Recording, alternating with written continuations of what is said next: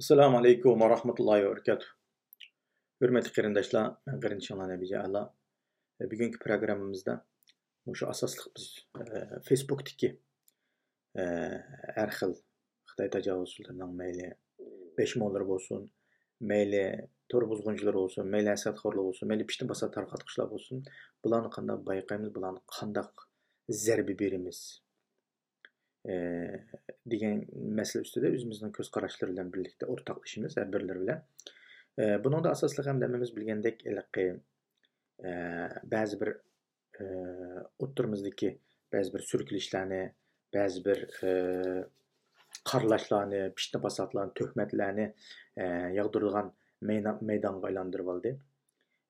Şuna bilan birga har xil şekildeki mesela diniy to'rga o'rin o'ylab turib millat iqimini tillaydigan, millat iqimi turilib dinimizni kamsitadigan, dinimizga haqorat qiladigan so'z iboralarni ishlatadigan, mushaq şekilde birdam o'zicha avtonomiyachi bo'lib oladigan, birdamchi mustaqilchi bo'lib degan qiyofatga kirib olib turib, ayol tuzliq ko'k bayrog'ini chiqarib bir şekilde odam tillaydigan va haqoratlaydigan ishlar Facebook'ta noma'lum insonlar siyog'ida har xil nomlar bilan kirib qilayotgan ishlar nihoyatda avjilib ketib boradi.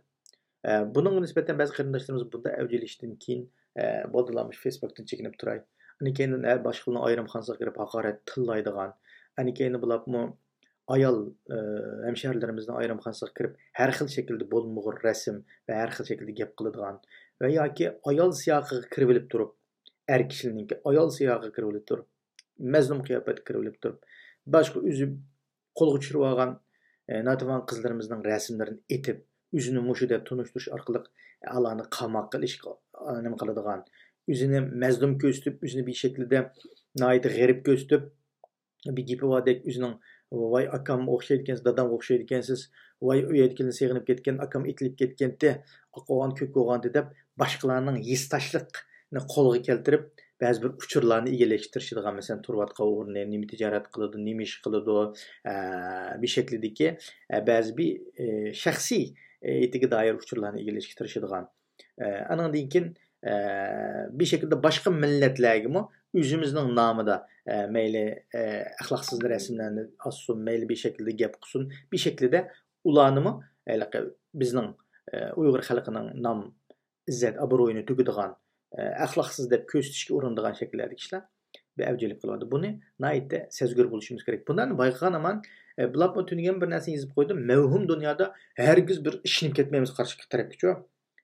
Biz tunsak, bizning qarindoshimizning ishlatayotgan Facebook'ga biz bildiganning bo'lsa, uning yo'li boshqa. Ammo bilmaydigan, o deb voy sizgimi, nerdan qilasiz? Ekan bir Yaponiyanikida bir Hindistonlikning basurtini qilib olgan, yaponcha tilda yozib olgan birisi.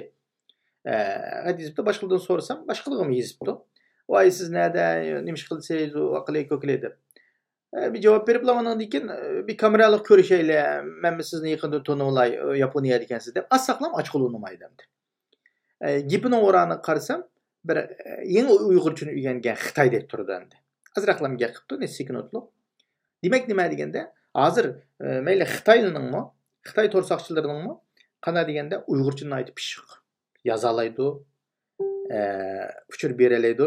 Hattaki ba'zilarining so'zlashim shunday yaxshi. Ammo mayli latincha olsun, mayli qo'ni yozish, xat yozish olsun, shunda savodini yaxshilab ketganligini 2015-yilda anlagan qarindoshlar. Demak, hozirgacha uning saviyasi balki o'zini pishiqlash uchun yoki bo'lmasa bir şekilde mashq qilish uchun bo'lsinchi bir ish qilayotganligi ma'lum qarindoshlar. Shunga biz qarshi tarafdagi odamni tanimay turib, uningda muhabbatlashadigan yoki bo'lmasa ishlarimizni beradigan yoki bo'lmasa bir gapiga ayin deb voy salaytimizni qilsa qolmaydi, o'rni aniq emas, telefon nomerlari yolg'on yoki bo'lmasa WhatsAppga telefoni aniq emas. Bir şekildeki insonlar bilan bunday muomala qilishga vaqtida diqqat qilsak, undan keyin mushkilatgan her xil şekilde dinni özü hiç bilmeyen bir petvalını yazıp koyayotgan, o haram bu haram deb. Ama onda şer'i petvalarını bizning ulamalar birligimiz var. O maxsus işte terbiyelengen o'qigan odamdan yerdan so'raymiz. Ayeldagi partizanchi buni bir etib qo'yib, mani etib qo'yib, mani qilmasang onda bo'ldi, ani qilmasang onda bo'ldi dedigan ashundayligi o'zi bilganda bir ilib olgan, ko'chirib olgan bilakni tashlab qo'yib, adam ahmoq qilayotganini yaxshi tanishimiz kerak qarindoshlar. Ishni ketmay onda cho'rib o'tib bizden bayrakqa hüküm kılıvatkan, petva pişip koyuvatkan, bizden namaş petva pişip koyuvatkan, bizden şehitler kesik petva pişip koyuvatkan. Bunda ala elake taze hem dinlemi yaxşı yönmegen hem dinlemi yaxşı düşünmeydiğin insanlar. Üzü dinni düşünmeydir, dinni düşünme de gepsatadık Allah. Bazıları hem de şu aşağıda buyruk bilen yoki vazif bilen kılıyor. Bazıları düşünmeydiğin, bilmeydiğin gepni dep koyup oturdu gepsetip xalqni alan qilimi deydi Allah. An kendim bulapma inkas nemisi de naiti gepler. Bir narsaga kelganda annikani haqoratlaydigan ashu munofiq oqchi ko'kchi deb butun vujudi bilan ashu barliq eski gapni deydiganlar bizdan emas deb qarayman. Chunki bizda o'zini musulmon chaqlaydigan, o'zini hozirgi musibatdagi bir musibatman hozidar deydigan insonlar bugungi kunlikda unda Facebookda unda xushamat, unda BBCga til tekkizgan, BBCni haqoratlaydigan, BBCni qilgan ishni qilmaydi, pishni vojligini qilmaydi. Bizning ijtimoiy uchur vositalar Facebooklar bizni faqat uchur taqtidigan, uchurlarni jo, yaxshi uchurlarni ham beklaydigan, yangi uchurlarni jo foydalanadigan. Bular hozirgi guvohlik berish bo'lsin, va ma'qul muhim uchur bo'lsin, uqtirishlar bo'lsin, yig'ilishlar bo'lsin, namoyishlar bo'lsin, buni kun tartibga kelib bu yerda buni nima qiladigan, ham beklaydigan o'rin. Onun için meyli İngilizce, meyli Arapça, nurgun tillarga tercüme kılınmatıdır. Meyli guvallıqımız olsun, meyli mühim jığıllar olsun, meyli gün tertipteki Xitayning vaziyeti olsun. Allah qulağı çıkarıp yüzden vaqtida biz bunu Xitay'a tacavuzda qarşı turadigan bir sağlam qurol holatiga kelishimiz kerak. Hergiz eli qandaq pishni fasad qildigan ayrimxon bu qildiganlarni darhol cheklab qartizini chiqirib aytganki, ba'zi bir narsalar bilan yozmalar bilan qo'limiz tushgan bo'lsa, darhol nimaga chiqarib dalil isbot to'lqini yollab lamcho buni boshqalarning ehtiyot qilishini deb qo'ysak nayt yaxshi bo'ldi qarindoshlar.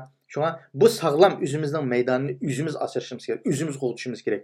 Buni darhol bir cheklab, buni cho sen kim o, sen nerede deblam bu kameralik chiqmalaydigan odamlar bor, biladigan. Ammo u zaten o'zining salohiyatini oshkorlashni xohlamaydigan, ayrim xonadon gap qilishni xohlamaydigan, yo ovozliq, yoki cho kameralik chiqmaydigan, yoki bo'lmasa o'zini isbotlab berenmeydigan bir şekilde yalgan yavdaq gap qilib qilgan inkaslar yozgan narsalar cho xalqimizga, dinimizga, vatanimizning mustaqilligiga daxl keladigan narsa bo'lsa, axlat buni cho'qimlamcho nima qilib yetishimiz kerak. Shuning uchun har xil shaklda ayrim xalqlarga qo'rqitayotgan, tahdid qilayotgan va cho har xil shaklda bizni uchur egallashtirishayotganlarni hazar aylayli, ulardan mudofialanishni bilayli, bir oshkorlayli, bir şekilde cho bunun her qanday şekilde qo'rqmaylam yuzlanish kerak arkadaşlar. Qo'rqqandikilamcho qarshi taraf avzaylaydi. Qo'rqmay uni olay yuzlashaganda cho u aning botil bo'lg'achqa ishi haqiqat botildan ustun keldi arkadaşlar. Shunga mush masalalarda aytib diqqat qilishimizni, aytib hushyor bo'lishimizni, hamda hadablam maydonni dushmanga tashlab bermaydi arkadaşlar. U maydon bizni sog'lom bir şekilde cho davarimizni hozir tashviqotning eng kuchli quroli Facebook, WhatsApp, Twitter va uning o'xshagan boshqa ijtimoiy YouTube degandek qurollar bizning tashviqot qurolimiz qarindashlar. Bu qurol orqali cho jamoat fikr hosil qilib Xitoyga besim qilamiz. Hozir Xitoyning halokati yuzlangan, Xitoy cho ichidan chirib ketib qolgan, xalqaroning cho besimi dunyoning kuchi Xitoyga markazlashgan.